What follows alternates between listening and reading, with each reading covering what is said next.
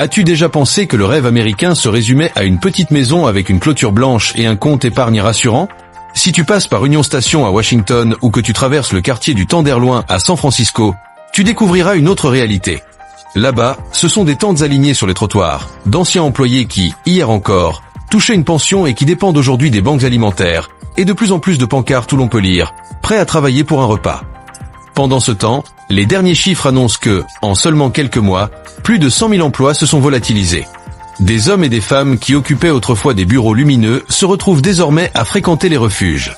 Ce n'est pas un problème lointain, mais un avertissement pour quiconque a toujours cru qu'un emploi stable suffisait à se protéger. La question n'est plus « suis-je à l'abri ?», mais plutôt « quand viendra mon tour ?»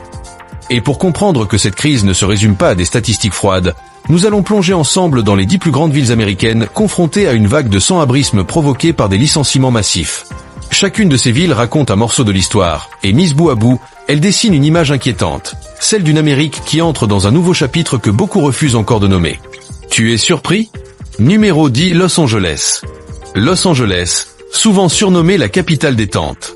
Officiellement, la ville a enregistré une baisse de 4% du nombre de sans-abri, ce qui représente tout de même environ 72 000 personnes. Sur le papier, ça ressemble à une bonne nouvelle.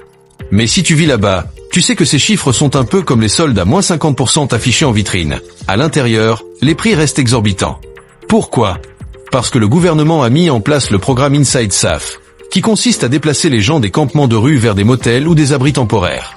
Résultat, moins de tentes visibles, des rues un peu plus propres. Mais la vraie question, c'est, ont-ils vraiment un foyer ? Ou bien ne s'agit-il que d'un transfert, du trottoir vers une chambre d'hôtel payée avec l'argent des contribuables ? Imagine un couple à Van Nuys. Lui est livreur, elle caissière. Ensemble, ils gagnent environ 60 000 $ par an. Le loyer moyen pour un 2 pièces à Los Angeles ? Entre 2008 cents et 3 000 $ par mois. Presque la moitié de leur revenu part uniquement dans le logement. Un licenciement, une facture médicale imprévue, et en quelques mois, ce foyer peut rejoindre le club des 72 000. Voilà ce qui effraie les habitants. La frontière entre être logé et devenir sans-abri est désormais aussi mince qu'une facture d'électricité impayée. Et ce n'est plus seulement un récit lointain pour les plus âgés. Beaucoup de grands-parents voient leurs propres petits-enfants piégés dans ce cycle infernal fait de loyers exorbitants, de crédits et de pertes d'emploi. Quand on sait que l'économie vient de supprimer 100 000 postes, le danger est clair. L'employé souriant d'aujourd'hui peut devenir le résident d'un refuge dès demain. Le plus ironique, c'est que Los Angeles ose affirmer que la situation s'améliore. Mais peut-on vraiment parler d'amélioration quand on passe d'une tente sous l'autoroute à une chambre exiguë dans un motel, sans aucune perspective ? Ce n'est pas le rêve américain, c'est plutôt un parking américain.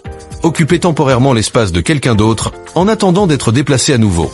Alors, cette baisse de 4% annoncée dans les médias ressemble moins à une victoire qu'à un pansement posé sur une plaie encore ouverte.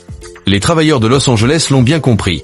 Il suffirait d'une nouvelle vague de licenciements ou d'une hausse de loyer pour que les statistiques positives s'effondrent aussitôt. Et si Los Angeles parvient encore à maquiller sa douleur derrière des chiffres en baisse, le tableau est encore plus brutal là-bas. Le nombre de sans-abri grimpe malgré l'immense système de refuge de la ville. Numéro 9, New York. La ville qui ne dort jamais connaît aujourd'hui une autre forme d'insomnie. Non pas à cause de ses nuits animées, mais parce qu'il n'y a tout simplement pas assez de lits. Selon l'enquête Hope 2025, le nombre de sans-abri vivant dans la rue a bondi de 9%, soit l'équivalent de plus de 4 500 personnes. Cela peut sembler peu dans une métropole de 8 millions d'habitants, mais c'est comme si toute une petite ville du Midwest devait dormir sur les trottoirs de Manhattan.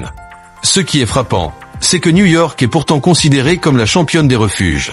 Elle dispose d'un des plus grands systèmes temporaires des États-Unis et même d'une loi qui garantit à quiconque le demande un toit pour la nuit. Sur le papier, c'est humanitaire. Dans les faits, le système craque de toutes parts, submergé par l'afflux de migrants, étranglé par des budgets épuisés et plombé par des loyers dépassant les 3 000 $ en moyenne.